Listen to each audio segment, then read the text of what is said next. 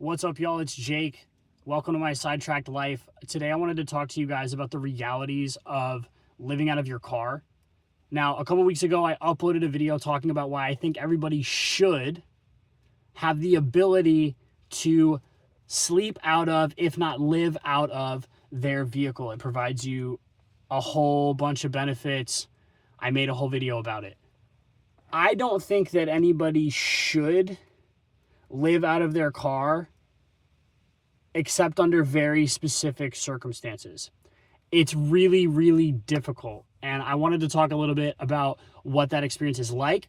I lived out of my car for 9 months in Vermont and New Hampshire while I was saving up money for the trip of a lifetime to hike across Europe. And living out of the car did allow me to do that, but it was a very difficult experience and not one that I think I would want to repeat for a couple of reasons. You do have all the freedom, you do have the ability to go to all of these places, but if you're living your day-to-day life out of a car, you probably have a job. You probably need to stay in the same geographic location. And that can make things really difficult in terms of how to do your day-to-day life. The first thing that's really hard about car living is just the sheer amount of space that's available. If you look back behind me here, this is my bed. So in order to get back there, I've got to do some interesting maneuvering. I could theoretically get in through this window over here, but it's such a tight squeeze that that's actually more difficult than what you're about to see. Most people living out of their car, it's a really tight space. For me, it's so tight, I gotta do these weird little gymnastics to get to my bed. To squeeze myself this way, and then I have to rotate my entire body around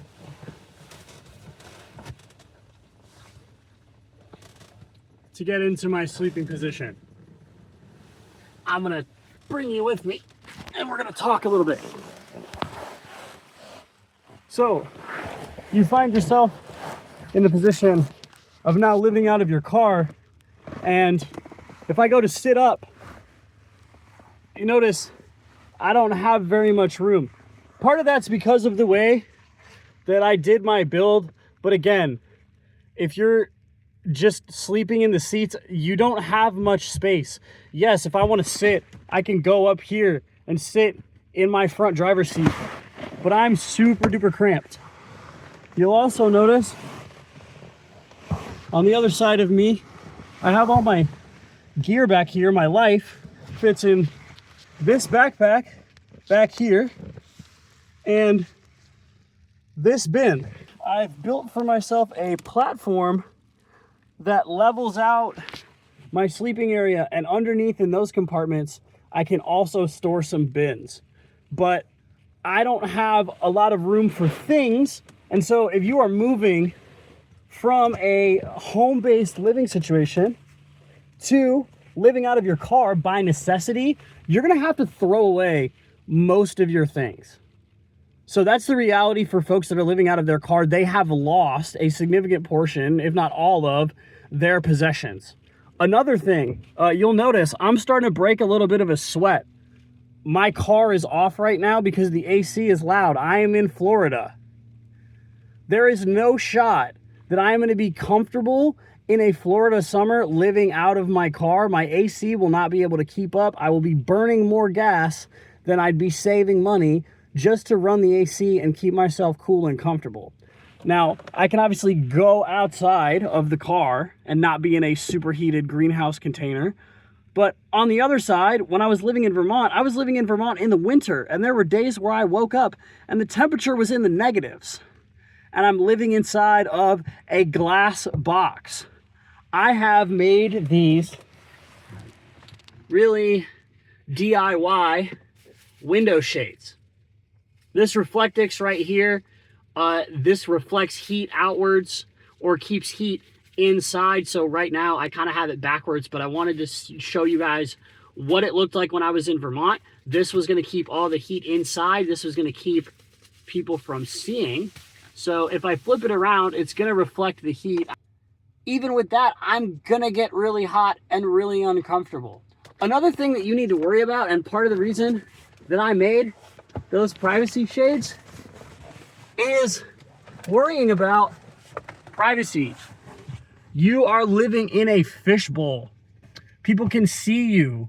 If you don't have your window shades up, nothing in your life is private. You want to go hang out, you want to go to a public space, and you are living out of your car, you want to have somewhere to relax that's not you sitting behind your steering wheel. You have to go be in public. You have to go be around other people. You don't really have the option to just chill in your own private space unless you really are cool with this tiny little box. You don't have that option. Very unfortunate. Also, notice there's no kitchen in here. There's no spot for me to cook. If I want to cook, I got to take stuff out of my bin, light up a camp stove, cook my meals outside, which means I have to have a space where I can do that. I have to have a space that's going to allow me to do that. If you need a job, if you are needing to stay in a city because that's where your employment and your income is, you may not be able to do that without drawing undue attention to yourself, which brings me to my next point, the dreaded knock on the door. It's not fun to be woken up at 3 a.m. by a local police officer asking you what you were doing and telling you that you need to move on. There are vagrancy laws in a lot of areas due to the increase of homelessness because people have been forced to live out of they cannot afford homes. And that's going to also impact folks that are trying to live out of their car. Even though you're self-contained, law enforcement and people, business owners and things like that, they're going to look at you as a nuisance, as a detractor for property value, potentially as a criminal, and you run the risk of being trespassed from various areas. And it's no fun to be woken up in the middle of the night and told that you have to move on. Part of avoiding that means the decision fatigue of deciding almost every night, where am I going to go to sleep? Where am I going to move tonight so that I can sleep somewhere in peace and not be bothered? When I was living in Vermont, I found a Walmart parking lot that didn't seem to care, and I hung out there quite a bit, but I needed to make sure that every couple days I was going somewhere else. I was parking somewhere else in that parking lot, things like that, so that they didn't get too used to seeing me and that I didn't become a problem for that business that would need to be asked to move on. Oh boy, I'm getting sweat in my eyes. Ooh. Regardless of what situation you're in, it's hard to hold a job or get a job when you don't have access to a shower. In addition, you're doing laundry at laundromats and things like that. It's not a situation that I would willingly go through again for any amount of money. At the time that I decided to do car life, I thought that it was going to be a great idea and that I would be hiking in the woods of Vermont the whole time and not living in my car.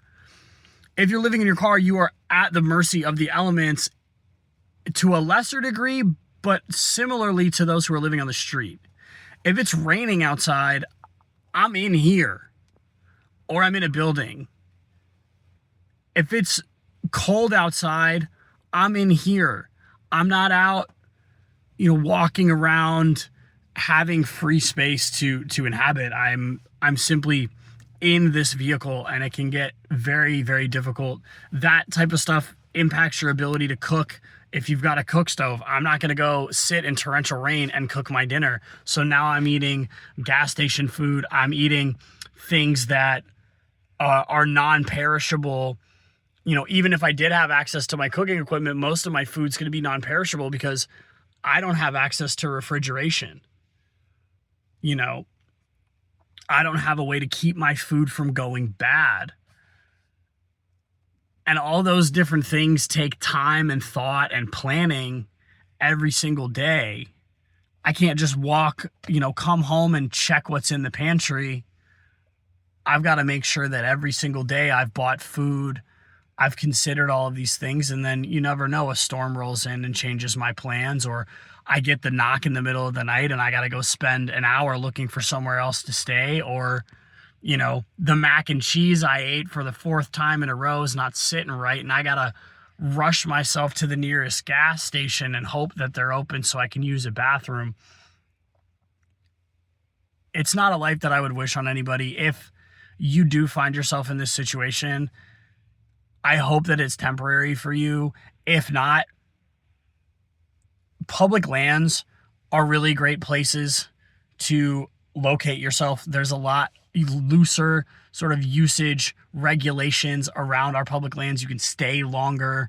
A lot of times there's amenities like publicly available amenities like toilets and things, even if they're very basic privies that you can use. People are much less likely to bat an eye if you're using a cook stove in a national forest. But if you're in a city, I understand that can be difficult. Definitely look into what kind of resources are around in terms of helping people out who are in your situation. I wouldn't pick this for anything if I had it to do over. It's very, very difficult. If you watched my first video and you thought it was a little bit tone deaf, consider this my atonement.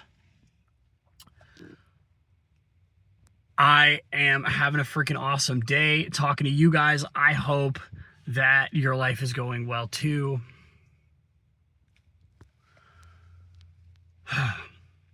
I'm having a freaking awesome day. I hope you are too. Stay blessed. Peace.